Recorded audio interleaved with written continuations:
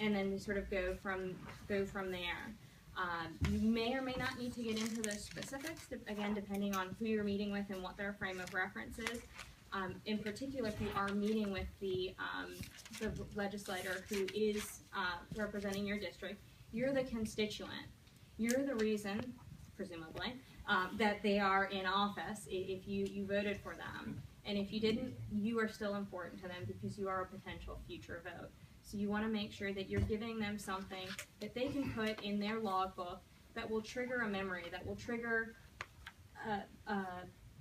a glimmer of something, so that when that bill comes up, they'll say, oh, the folks from ASCE were here. I need to call John, I need to call David, I need to call Elizabeth. And they'll pick up the phone to you, or they'll shoot you an email. They'll come and visit you when you're in the district. One of the things that you'll want to do from there, and that will cue off of your introductory remarks, is then tailoring your message. You'll want to make sure that you keep it connected, keep it about the district, maybe about the state more largely. You know, if you're with a policy office, if you're with somebody from DOT or the larger water resources, or the governor's office themselves, if some of you have meetings or will be in that setting today. You want to make sure that you can demonstrate that there is support for a particular issue beyond us. If anybody's working with local coalition groups, maybe your local chamber, maybe a PWA in your area, maybe another engineering group. It's about business, it's about people, it's about more than just the particular pipeline or road. It's who uses it and why it's important to maintain or build. Don't be afraid, again, to make your ask. They're there, people are coming to ask them for something all the time. You would be different if you did not ask them. And then, of course, you'll want to maybe be upfront with them. If there's a particular issue that comes up, be honest about the opposition. Look, we know people don't like gas tax increases. Nobody wants to pay more out of pocket. But, and it's what comes after that but that may change the way they vote when they step up to that voting box on the floor. In terms of meeting timing, chances are you may not have more than 15 minutes. So you want to be prepared to deliver your message at different lengths.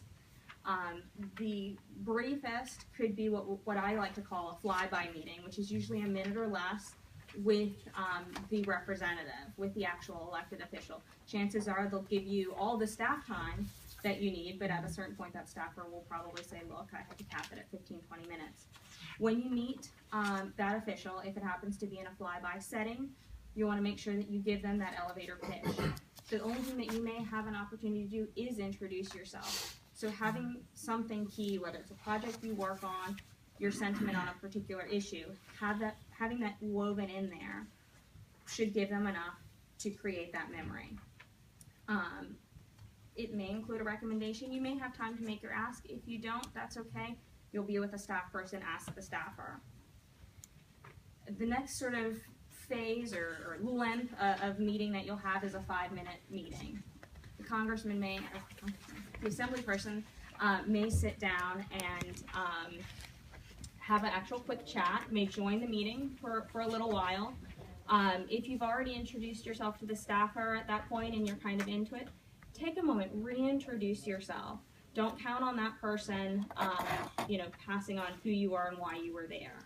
Take a moment to, shake hands, redo your elevator pitch, maybe even in shorter, since other folks in the room may have already heard it, and then add an additional story. Extend on it. Make it personal. Make it about you. It may be something that you've done in the district. It may be stories that you've heard, or the way a particular project has touched or affected change in the community. If it's something that particular person has voted on and provided funding for, include a thank you for that. Say, Senator so-and-so, thank you for voting on SB 12345. The way that has trickled down to your district, my community, is X. And then lastly is sort of your longer, full meeting slate, which is possibly a 15 to 20 minute block. Chances are not more than 15. You'll give your elevator pitch, you'll add your personal narrative, and then you'll have the opportunity to engage them in a Q&A. They'll ask you your sentiments, you'll offer them, and it'll probably not go all that differently than the exchange that was here with Senator Cannella this morning. Take the time to answer their questions. If you can't answer it, that's okay. And sometimes that's even better because you then have the opportunity to follow up with them and their staff. That gives you the entree to go back to their office with new information. It may be, sending them a link to a policy statement of ours, pointing them to a website, providing them with an additional handout, letter, or what have you. But being able to go back to them and say, here's how we can address this particular item that we covered in our meeting today. Can we get back together when you're in town, or next time I'm up in Sacramento, I'd love to come by and talk to you further about X item.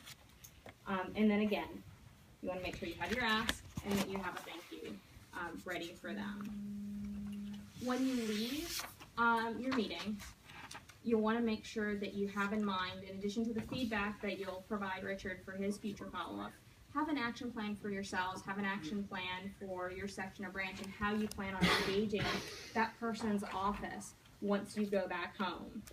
Because part of building that relationship isn't so much the expertise that you offer them professionally, it's creating that more social relationship. It may be inviting them to address your section or branch. It may be inviting them to serve as a judge on a competition or contest.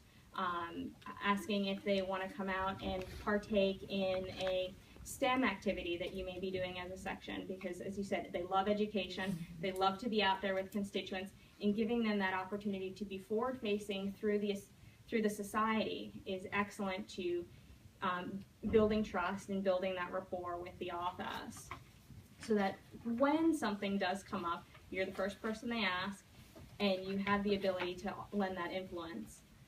Again, for or against.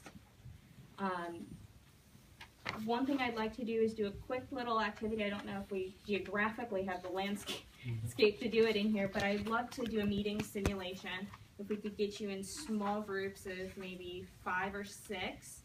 I'd love to have somebody be the assembly person or senator, take a particular policy position on infrastructure. Our general recommendation is that you be a legislator considering budget cuts to infrastructure, and then the remainder of your group have an opportunity to pitch that elected official as to why they should not do a budget cut. So I don't know how best. I have a question.